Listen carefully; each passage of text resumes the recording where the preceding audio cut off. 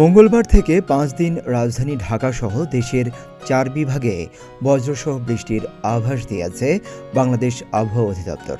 বাকি 3 বিভাগের মধ্যে রয়েছে খুলনা, বরিশাল ও সিলেট।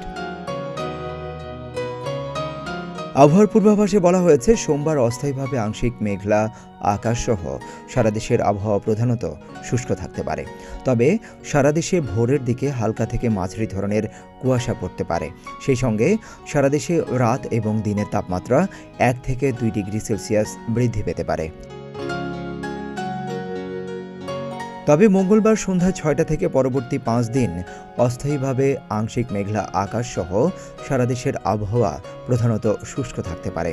তবে ঢাকা, খুলনা, বরিশাল ও সিলেট বিভাগের 2-1 জায়গায় হালকা বৃষ্টি বা বজ্রসহ বৃষ্টির সম্ভাবনা রয়েছে।